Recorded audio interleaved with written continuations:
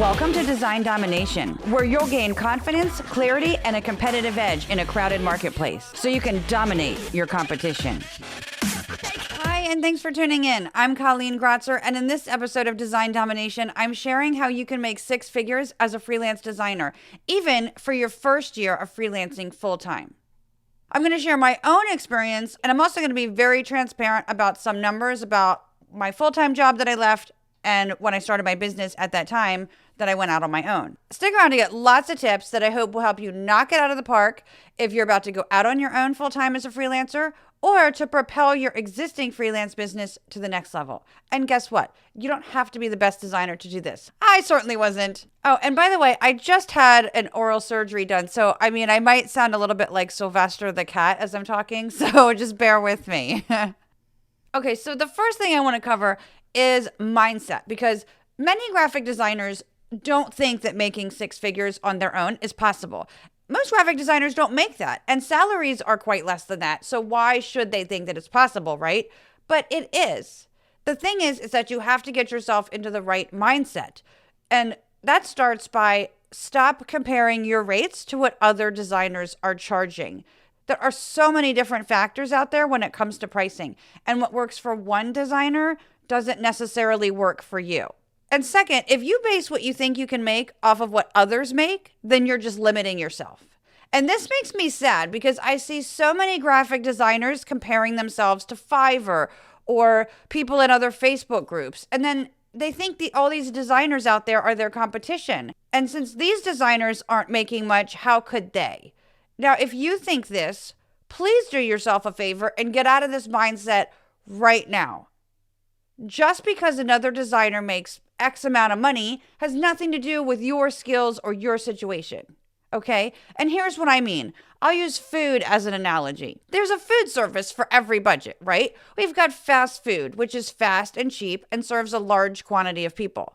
We've got restaurant chains with medium and high pricing, and they serve a large quantity of people as well. And then we've got gourmet chefs who are higher priced and more specialized, and they serve fewer people. Now, the problem is that most graphic designers seem to think that all clients want cheap, the fast food, but that's so not the case. If they do want cheap, though, they can go to the fast food designers, and that's fine. Let them. But if you want to be in a different category, then don't put yourself in that category with everybody else. Okay, you have to pick which spot you want to be in. And then you've got to differentiate yourself, and you've really got to believe in the work that you do and how it helps your clients and the end users. You've got to know what you bring to the table. Otherwise, if you are just constantly comparing yourself to other designers, you're going to always make excuses in your head for why you can't charge more or be more successful. And I know because I've been there myself. And I've also cried and fought with coaches in the past about doing things that were very uncomfortable for me. But that is where growth happens for you and for your business. Now, another thing to do before you go out on your own, and this is very important, is to build your client base and continue to build it after you go out on your own. And that way, going out on your own doesn't have to be like a light switch. One day you're working a full-time job and then the next day you're self-employed. In some circumstances, though, like if you get laid off or you quit your job, it will be just like that, okay? But here's what I did. I've been in the graphic design industry since 1997, and that's when I graduated from college. I got a job as a graphic designer for a nonprofit organization. And while I was at that job, my boss would sometimes get asked by other nonprofits in the area if she knew of any good freelance graphic designers, because usually they didn't have anyone on staff as a designer. So she would give my name to these other organizations, and then I would do freelance work for them in the evenings and on weekends. So I started to build up a client base immediately. And those freelance clients would then refer other nonprofits to me, and then it just snowballed from there. I left that full-time job after 2 years, and then I went to work for a publishing company. And I continued freelancing for the nonprofit clients and even for my previous employer. And I think I might have actually been the only full-time graphic designer they ever had. I stayed at the second job for a couple of years, and then after I left there, I did some freelance work for them too. And then after that job, I went on to a design firm and then another publishing company who I also did freelance work for after I left. And then I went back to my second employer. Gosh, it sounds like I had a ton of jobs. It didn't seem like that many, but I guess it was. I stayed there for a good amount of time though. But anyways, after I went back to my second employer, I did some more freelance work for them after that. And then when people that I knew at all of these jobs left and went on to new jobs, they would usually contact me to do freelance work at their new place of work. So my freelance client base just continued to build and build. I was also getting new clients outside of this through friends and email lists that I was on. There was a lot of word of mouth. Now, at my last full-time job, I think I was making around $40K a year, but I made $61K on the side, just freelancing, in the last year that I had a full-time job. And I only had 9 clients. So I left my full-time job toward the end of 2004 because I was making more money on the side than I was at my job. And of course, the job offered benefits too, so it's not an apples to apples comparison, but I decided that was the time to start my own thing. I had always wanted to work for myself, and I had just been too scared before then to take the plunge. So in full, I worked a full-time job and freelanced for 7 years before going out on my own. And I even had my LLC for a year prior to doing that. I was so busy with freelance work on evenings and weekends that I would sometimes have to use sick days or vacation days to get large freelance projects done. And then in my first full year of self-employment, I made just under 100K. And then in the second year, I made 137K. These are gross, not net numbers, by the way. And I did this with just a website and building a referral network. There was no social media at the time. I don't think there was. If there was, I wasn't on it. And then, as you build your client base, you also want to create a mailing list and then stay in touch with the people on it, right? So you can ask your existing clients and past clients for permission to add them to your list. You might also even want to ask colleagues because you never know when they might need your help too, or know somebody who might need your help. And I actually have a clause in my contracts that says that I will simply just add them to my email list. And then in the emails that you send out, you can share your recent work and a recent blog post. And what this does is it keeps you top of mind on a regular basis. And that can lead to getting more work simply by them seeing your name in their inbox. And so it's good to be consistent and send an email out on a monthly basis. Now, the benefit to having a newsletter is that you own and control that, unlike social media platforms, which can limit what people see, or they can just go away at any time, and then that would leave you without an audience. Social media posts are also very fleeting. They're there one day and then gone the next. And sometimes people want something they can keep. Like I've been told many times by people on my email list that they held onto that email newsletter in case they might need my services someday. And then they did. Or they forwarded it to someone else. And the other thing is that social media posts are also one-to-many. They don't have the one-to-one interaction that email does. Okay, another thing you want to do is have a professional brand. This is really important. Now, before I went out on my own entirely, I freelanced under a couple different business names, which was probably a little confusing for clients, and I had trouble deciding on one, which is a major branding issue. And I just kind of went by them informally on contracts and invoices and stuff until I settled on Gratzer Graphics and made that an LLC in 2003. But anyway, you want to ensure that your branding is consistent and that it's professional. From your website to your social media channels to print and digital marketing collateral. And as designers, it's important to remember that the work that we do for ourselves is also an example of what we can do for our clients. Now, the other thing with your branding is that it should appeal to the types of clients that you're trying to attract. What appeals to you as a designer is not necessarily appealing to the clients you're looking to attract. I can remember these ridiculous, goofy, silly fonts that I would use to like when I was messing around with a potential logo design for myself. And those would never have worked with the clients that I was trying to attract. Okay, now this next one is really hard, okay? And that's be confident. But you really need to be confident when talking to clients. I know it's so hard. It was so hard for me for a long, long time. But it's so important because when you're confident, that instills trust in clients and it says, I got this, right? Because they want someone who's done this type of work before and can get it done on time. And being confident is a lot easier when you understand what you bring to the table. So if you're not sure about that, go and ask past clients or past coworkers, what's so great about working with you? Why did they choose you? Why you and not another designer? Because when you're clear about all this, potential clients will be confident in you too. And when you're confident and understand how you can help clients, it makes the sales process so much easier because it's not about convincing anyone to do anything. It's simply about relating your expertise to their problem, okay? If it's something that is a match. Trying to convince someone to work with you is just going to leave a bad taste in your mouth and theirs, okay? And if you have trouble getting to this point with your confidence, then ask another designer. Get mentoring.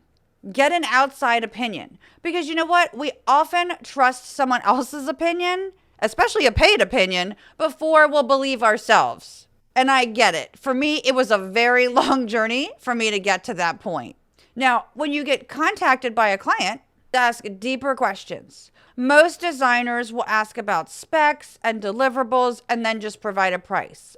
But you can change the conversation and increase the perceived value of your work, and that makes it easier to charge more because you're putting the focus on results and not deliverables. This also helps you get more respect because clients don't want a logo or a brochure or a website, whatever it is, just to have that. They want what it will do for them. Now, if you're not sure which questions to ask, be sure to download my 17 questions to ask during a design consultation guide at creative-boost.com/questions. Okay, another thing is that having a strong work ethic goes a really long way with clients. Early on in my career, I built a reputation for having a strong work ethic. I was known for delivering on time or ahead of schedule, paying attention to details, and responding promptly. A strong work ethic makes clients want to work with you over and over again. Clients don't want to spend time looking over your shoulder or asking about or wondering about their project and if it's going to get done on time or correctly. And that kind of goes into providing a great client experience, which is also important. And it's much more than doing good work. A good client experience means that you make it easy for clients to say yes to working with you. Like signing a contract, for example. Electronic signatures are a must. Make it easy. Don't give them time to rethink working with you. And I actually talked about this in the episode on improving your processes and client experience. Also, though, you want to make it easy for clients to pay and to give you feedback on the design and edits on proofs. Now, my next point is about specialization. And I didn't specialize in a type of work, but I did become known for a designer who worked with nonprofits. So I kind of got pegged as that simply from working at my first job out of college at a nonprofit. But I do wish that I did pick a specialty earlier on, okay? And that's because there are so many generalist graphic designers out there that it's hard to stand out.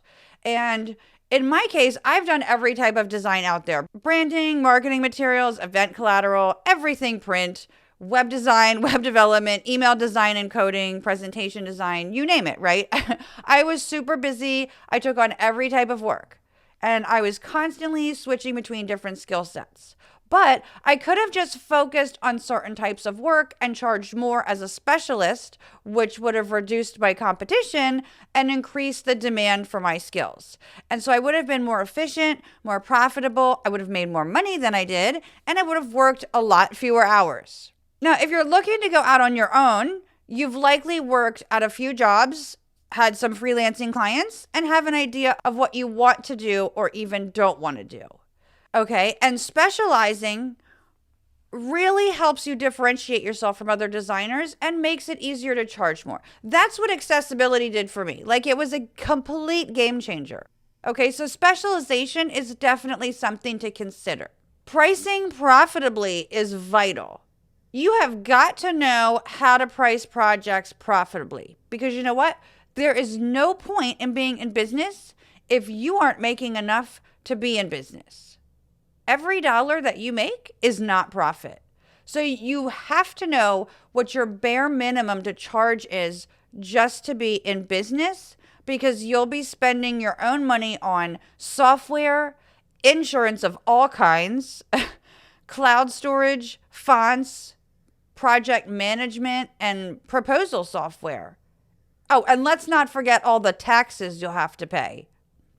Also, I say all the time that I've lost way more projects due to underpricing than overpricing. And that's because underpricing causes clients to doubt your expertise and the value of your work. And I know because they've told me that when I asked why I didn't get the work. So make sure that you understand the value of your work and how much it costs you to be in business, and then charge accordingly.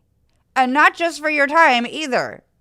Another thing that can help you get to 6 figures in your first year of freelancing is recurring revenue. That can be a huge boon to your income, right? Because it gives you a base income every month, and that can result in a lot less stress to make a certain amount every month. I worked on a monthly publication for 10 years on a freelance basis, and that gave me some nice recurring revenue. And you can get creative and then try to find ways to help your clients on an ongoing basis, like monthly or quarterly, right? Like, so do they need social media images created? Do they need website maintenance? Do they need you to advise on anything? Could you create and then charge monthly access to a resource? What do they need help with regularly that you can help them with? Okay, another thing is to ask for testimonials. Testimonials are crucial, especially when you're new in business, right? Because nobody wants to be the first and try you out to see what happens. So what you can do is you can post testimonials like on their own testimonials page on your website, right? Where everybody can go there to look for testimonials specifically. And then you can also post the testimonial from a client on that particular project page on your website too. And you can share these testimonials on your personal and business Facebook page and social media channels. You can also ask clients to post testimonials as a Google review under their Google account to your Google business profile. That can have really big impact when it comes down to you versus another designer that they might be considering. And if you don't have any testimonials from clients yet, you can get them from people that you've worked with in the past at jobs, or other people that have experience working with you and can speak to, the quality of your work or your work ethic and so forth. And then just replace them with testimonials from clients as you get those. Now, referrals are also good for business, at least when they're from good clients and for the work that you want to do, because you don't want a bad client to refer another bad client. So at the end of a project, if the client is happy and it's work you want to do again, then just ask for a referral. You can just say something like, do you have a colleague who you think would benefit from my services? And then ask for their email and phone number so that you can reach out to them. That puts the control in your hand and you're not waiting for someone else to reach out to them, if they're willing to provide it, of course. So there you have it. These are my tips for making $100K in your first year as a freelance designer. I hope these were helpful. And I'm wondering, did any of these surprise you? What do you think of these tips? Let me know. And a final point I want to make is that a lot of graphic designers don't think of themselves as a business, but you are. And the IRS probably thinks you're one. Okay, but my point is, you are a business and you've got to act like one. Stand out from other designers and get more respect with these 17 questions to ask during a design consultation. Get the free guide at creative-boost.com/questions.